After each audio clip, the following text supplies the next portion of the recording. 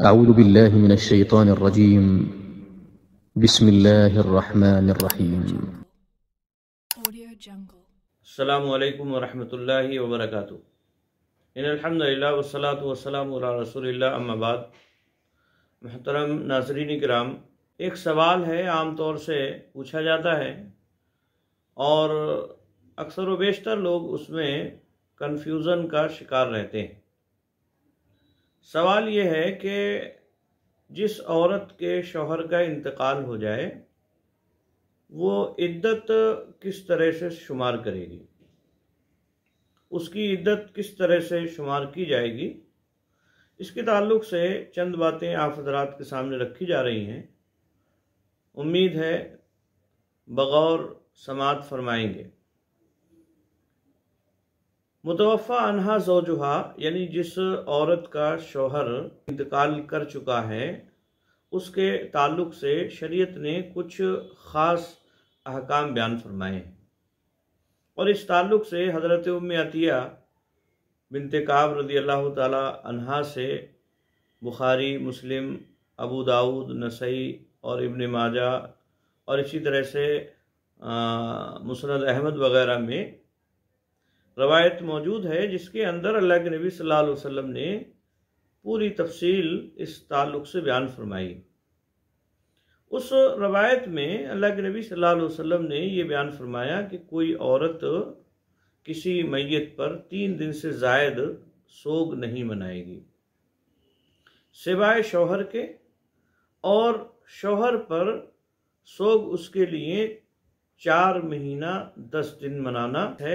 4 महीना 10 दिन उसके लिए इजाज़त है। और फिर अल्लाह के नबी सल्लल्लाहु अलैहि वसल्लम ने उस हदीस के अंदर बयान फरमाया वो रंगीन कपड़ा नहीं पहनेगी मगर ऐसे ही मामूली रंग का हो, कोई पट्टी वगैरह लगी हुई हो, सिंगल और सादा कपड़ा है किसी दूसरे रंग की, मतलब बहुत ज़्यादा चटक मटक कपड़ा नहीं हो, सादा कपड़ा है और उसमें किसी दूसरे रंग की मामूली कोई पट्टी इस्तेमाल कर ली गई है तो एक अलग मसला है। इसी तरह से वो सुरमा नहीं लगाएगी और वो खुशबू वगैरह का इस्तेमाल भी नहीं करेगी, इल्ला ये कि अय्याम हैज़ से वो पाक साफ़ हुई है तो उस वक्त मामूली खुशबू का इस्तेमाल किया जा सकता है। बहरहाल ये चंद बातें अल्लाह के नबी सल्लल्लाहु अलैहि वसल्लम ने उसमें बयान फरमाई हैं और ये चारों महीना 10 दिन इसी तरह से उस औरत को करना है। पर्दे का जो एहतमाम आम दिनों में करती आ रही है वही एहतमाम इद्दत के अय्याम में भी करना है। जिन लोगों से पर्दा आम दिनों में करना है उन्हीं लोगों से इन अय्याम के अंदर भी पर्दा करना है, लाजिम और ज़रूरी है। कोई अलग से पर्दे का हुक्म नहीं है। इसी तरह से औरत अय्याम इद्दत में ना तो निकाह कर सकती है और ना ही उसे किसी और की जानिब से निकाह का पैगाम दिया जा सकता है। इस बात पर भी उसे पाबंदी करना होगी। तो ये चंद बातें इद्दत के अय्याम में करने की हैं।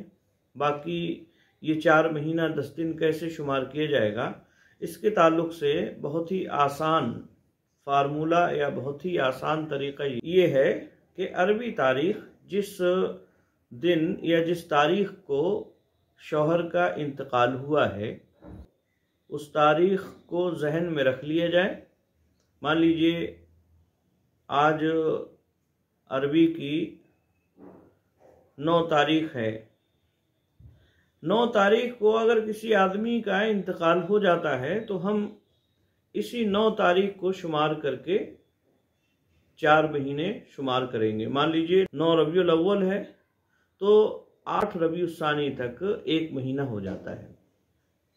इसी तरह से 9 रबीउल सानी से दूसरा महीना शुरू होगा जो कि 8 जुमादुल ऊला ख़त्म होगा और इसी तरह से तीसरा महीना जुमादुल उखरा की 8 तारीख को हो जाएगा। फिर रजब की 8 तारीख को चौथा महीना हो जाएगा और इसके बाद फिर हम 10 दिन मज़ीद शुमार कर लेंगे। 9, 10, 11, 12, 13, 14, 15, 16, 17, 18, यानी 18 रजब। तो इस तरह से 18 रजब ये इद्दत का आखिरी दिन शुमार होगा। और आखिरी वक्त चूँकि अरबी तारीख का मगरिब के वक्त का है, सूरज के गुरूब होने का वक्त है, लिहाजा वो अपनी इद्दत 18 तारीख की मगरिब तक शुमार करेगी और उसके बाद फिर वो इद्दत से निकल जाएगी। तो ये बहुत ही आसान तरीका है, इसमें किसी भी तरह की कोई मुश्किल और दुश्वारी नहीं होगी इंशाअल्लाहुल अज़ीज़। बस ज़रूरी ये है कि आप अरबी तारीख को याद रखें। उम्मीद है बात समझ में आई होगी। मिलते हैं फिर किसी ऐसे ही वीडियो में इंशाअल्लाहुल अज़ीज़। अस्सलामु अलैकुम व रहमतुल्लाहि व बरकातुहू।